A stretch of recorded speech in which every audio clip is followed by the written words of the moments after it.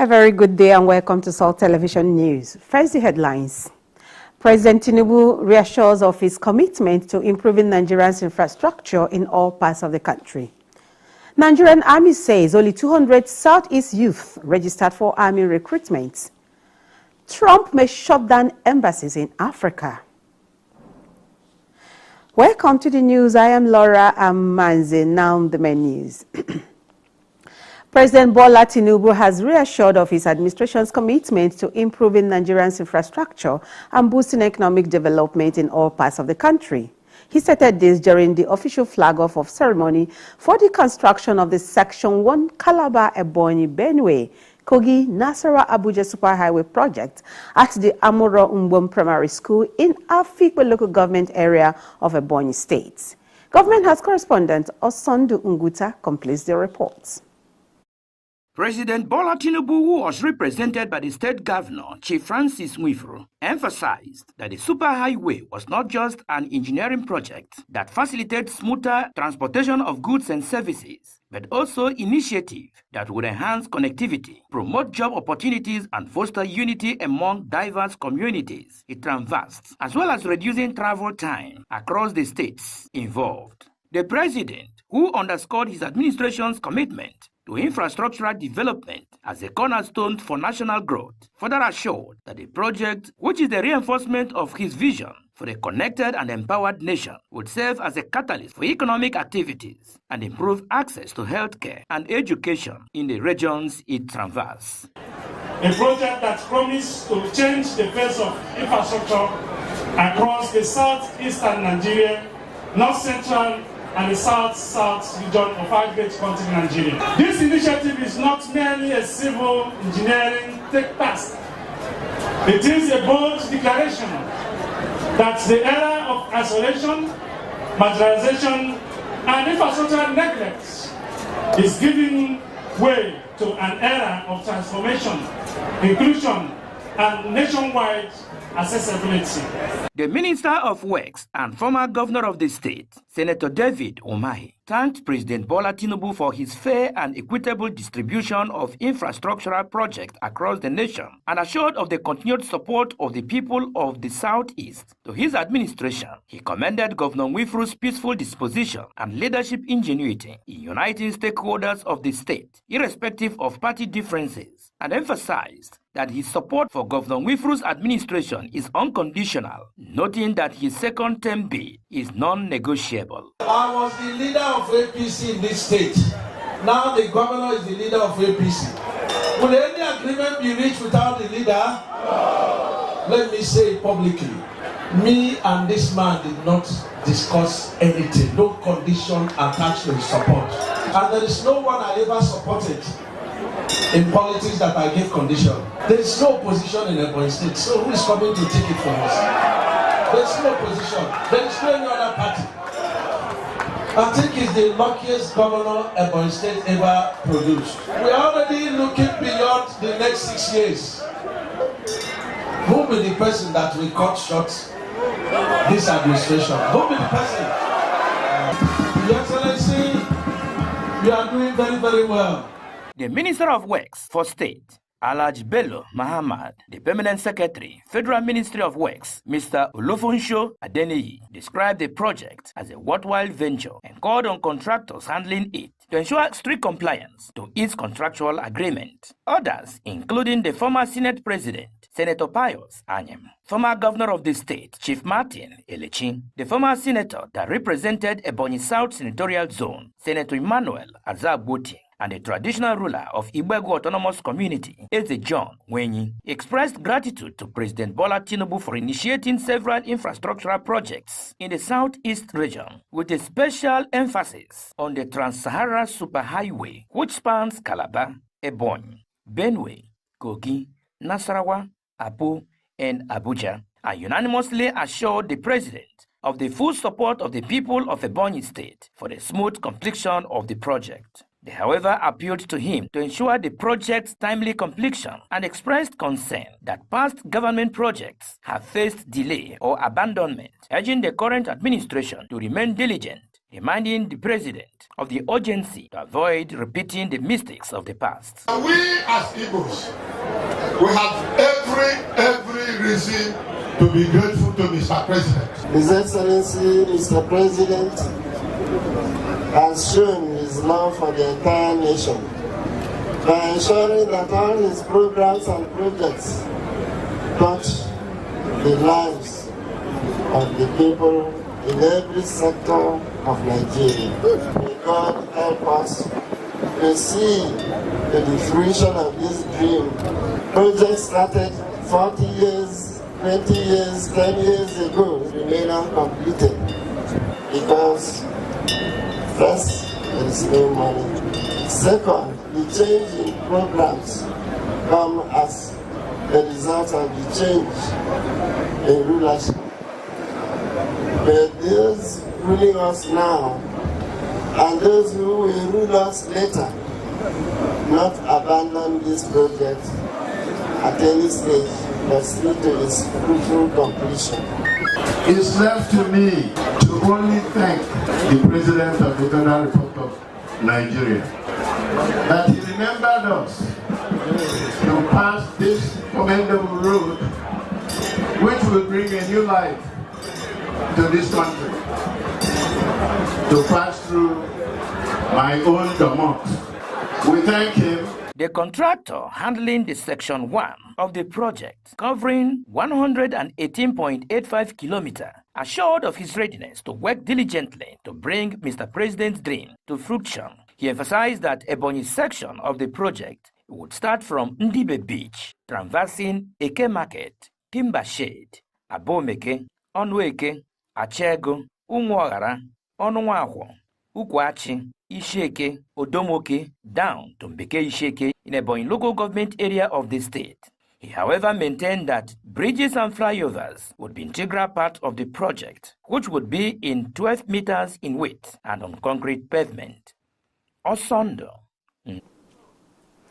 The Deputy Chief Whip and Senator representing Ebonyi North Zone, Senator Onyekachinwa Ebonyi, has extended his magnanimity to the poor by fueling 200 tricycles and 100 minibuses with 10 liters each.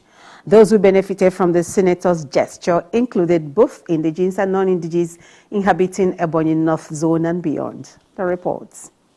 In a bid to celebrate and make the resurrection of Jesus Christ a memorable and colorful event for tricycle operators and minibus drivers, Senator Onyekachinwa Ebonyi deemed it necessary to engage in the humanitarian services to enable the operators heave a sigh of relief within this Easter period. Senator Ebonyi, represented by his personal assistant, Mr. Chidi Ijogo, said he is in a covenant with God to positively change the ugly situation of the downtrodden by assisting them to get back on their feet. The federal lawmaker encouraged those who are well-to-do in this society to extend their hands of magnanimity to the needy to make the world a better place. Senator Ebonyi cares for his people.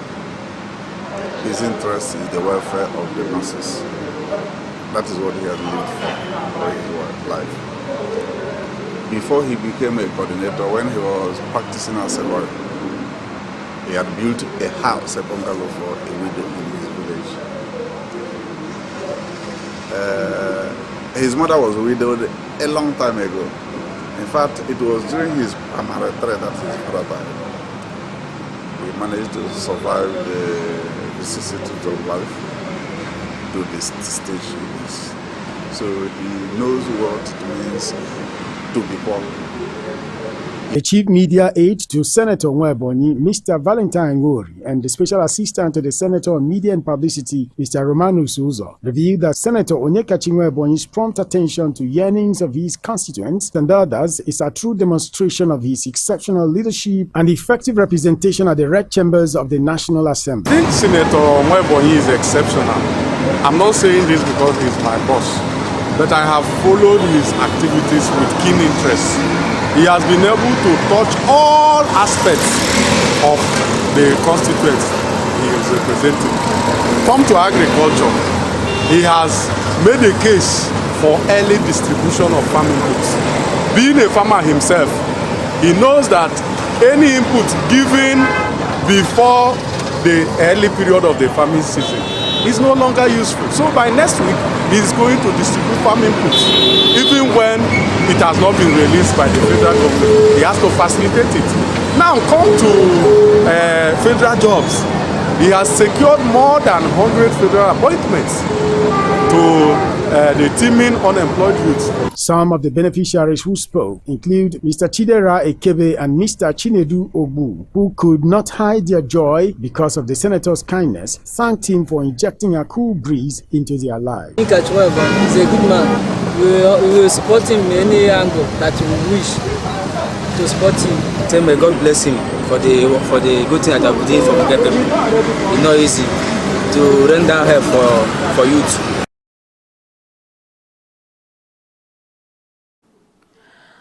The State Commissioner for Tertiary Education, Professor Amari Omaka, has commended the State Governor, Chief Francis Nwifuru, for his love for education.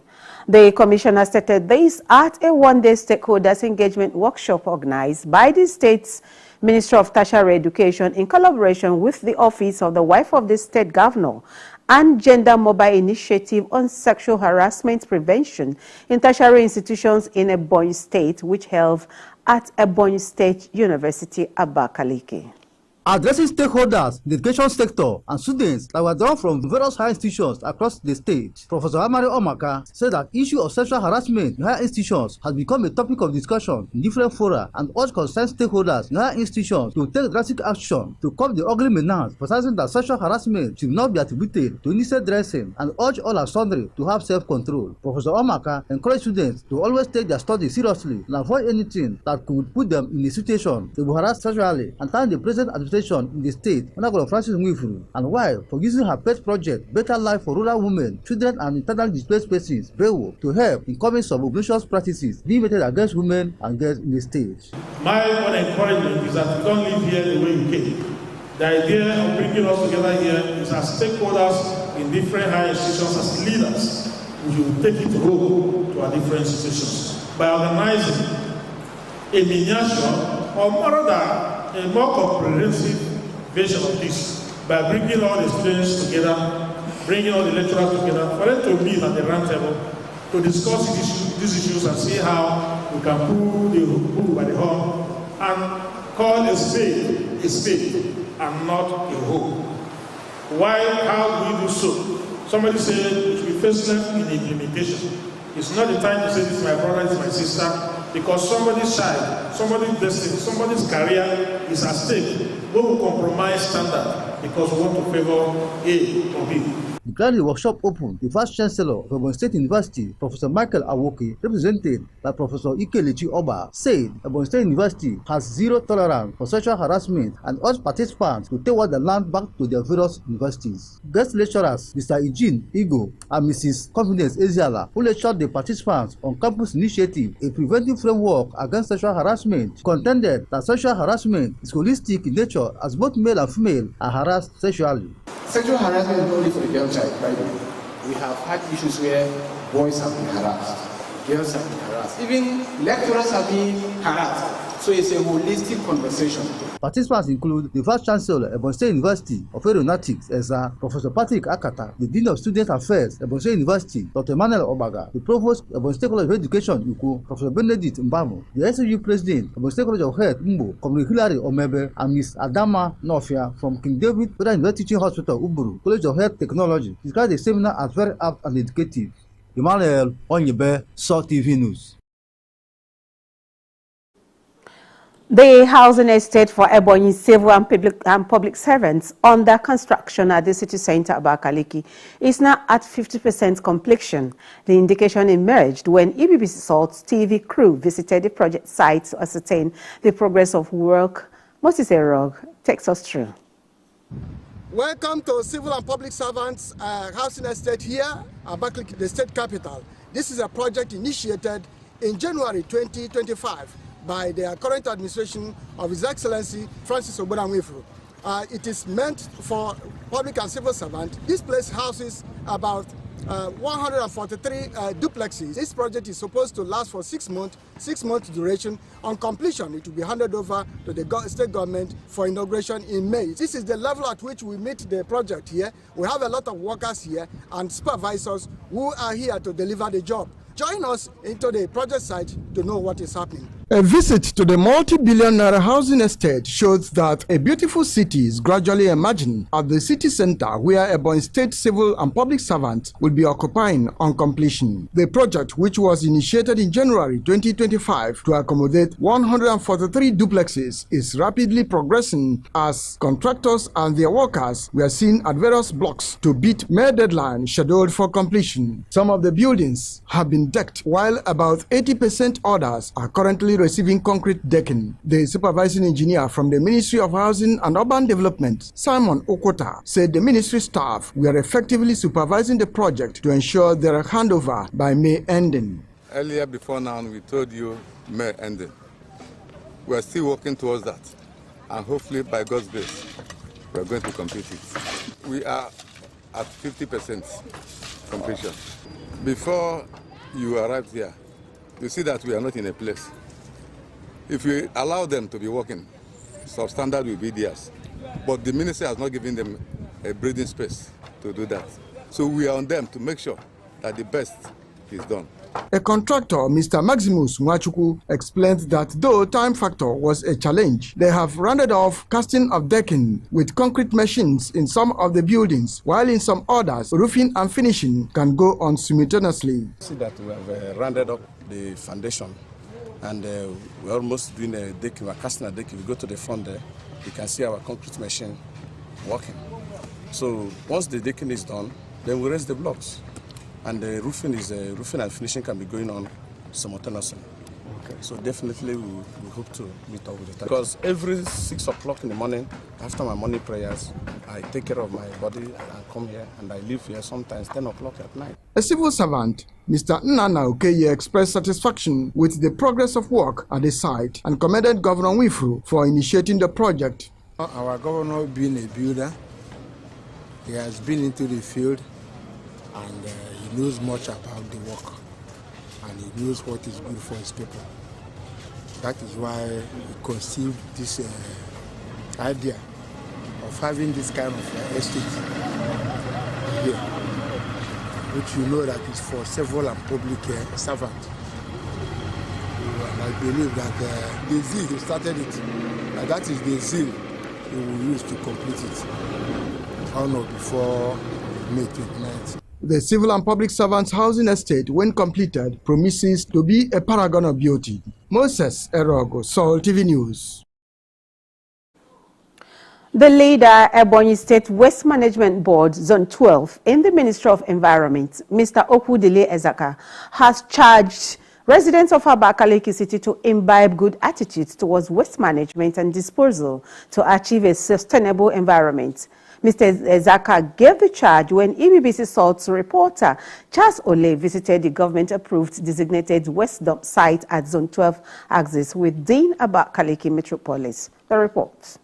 Mr. Okudile Ezaka said that waste evacuation involves residents bagging their waste and dropping them at government-approved designated areas between the hours of 6 a.m. to 6 p.m., while the evacuation team then transport the waste to a final dump site where it is managed, including sorting and recycling according to the state government policies between the hours of 7 a.m. and 12 noon. Mr. Ezaka disclosed that the designated areas are clearly marked for easy identification and advised residents to always bag their waste and drop them at the designated areas, adding that it helps in efficient collection and also reduce spread of waste.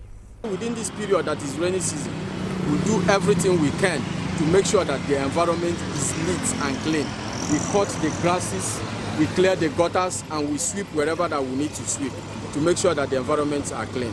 We need to thank His Excellency Prince Obonaya Wifru, our dear governor, for giving us the opportunity to be part of the cleanliness of Ebonyi State.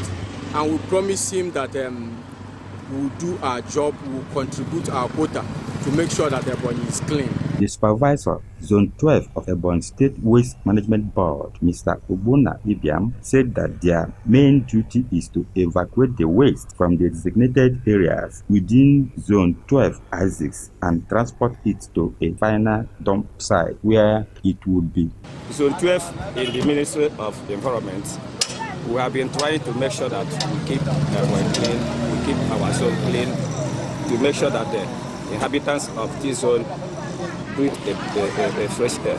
I plead with the government to make sure that they contend with the distant scavengers. That is the problem we are having.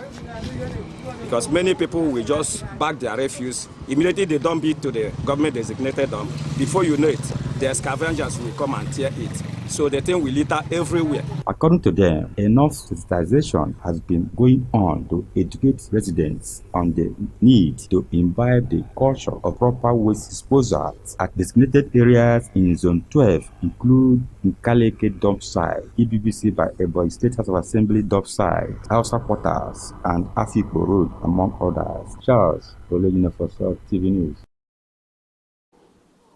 We take a short break now. Please stay with us.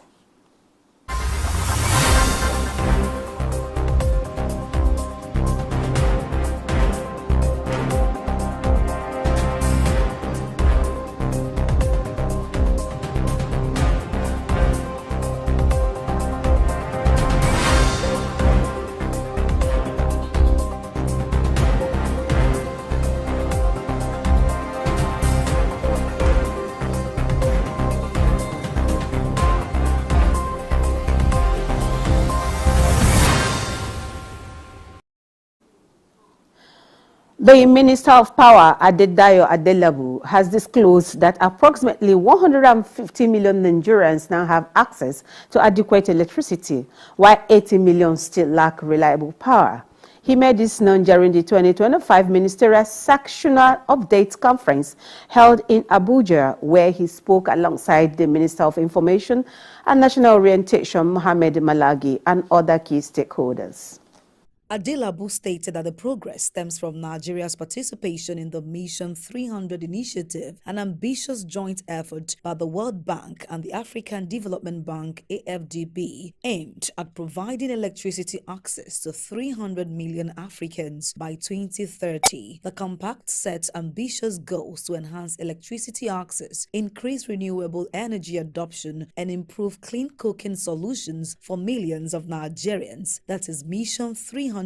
And we are making good progress on this, he said. He continued, I'm happy to tell you that out of the 300 million Africans that the World Bank and AFDB aim to reach, Nigeria is on course to account for no less than 25%, which translates to about 75 million Nigerians. When we presented our compact, they agreed with us.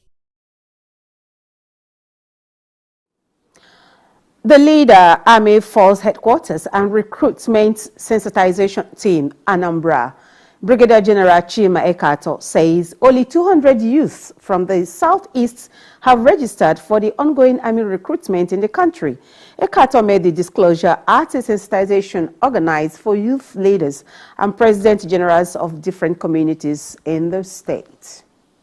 He said there was a need to encourage youths in the various communities to participate in the exercise. He added that the sensitization is necessary because, according to records, only 200 persons have registered from the southeast, while in other states, not less than 4,000 persons have registered. He said increased youth participation will enhance the representation of the southeast in the force, ensuring that the region's quota is fully utilized. In a remark, the Anambra State Governor, Professor Chukwuma Soludo, gave the assurance that the government would continue to sensitize the youth to show interest in the exercise. Soludo, represented by the Commissioner for Youth Development, Mr. Patrick Agamba, urged traditional rulers and president generals to collaborate in mobilizing 10 youths each from their communities to join the army through the ongoing recruitment. And now to some foreign stories. Russian authorities are systematically seizing thousands of homes from Ukrainian residents of Mariupol. An investigation has found as the city marks 3 years of occupation. At least 5,700 homes have been identified for seizure, many belonging to people who had fled to the city. Analysis of documents published by the Russian-installed city authorities since July 2024 shows.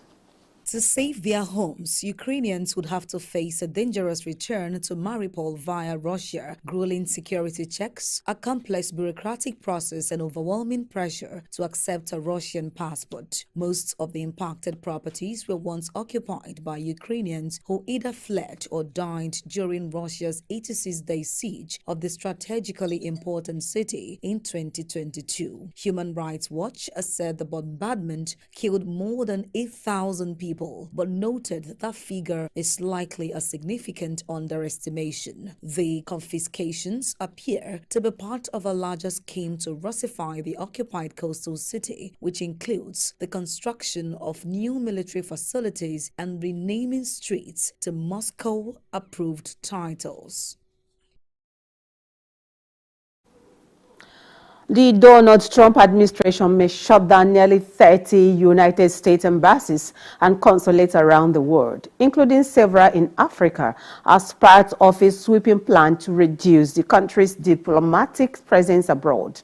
A report citing an internal U.S. State Department document states that the embassies in the Republic of Congo, Central African Republic, Lesotho, and South Sudan are among those proposed for closure.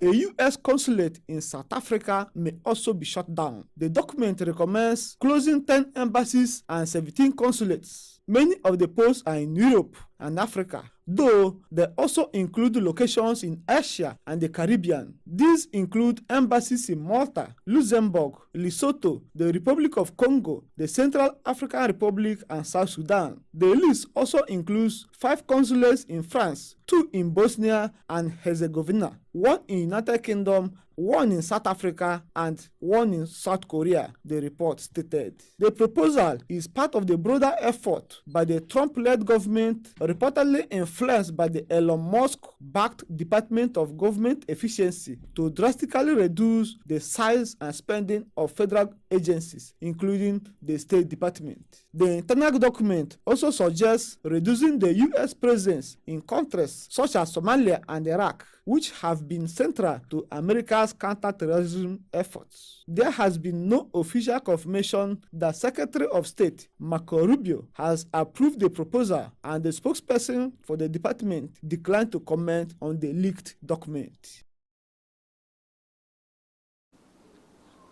And that's the news, but before we go, a look at some of the stories that made headline.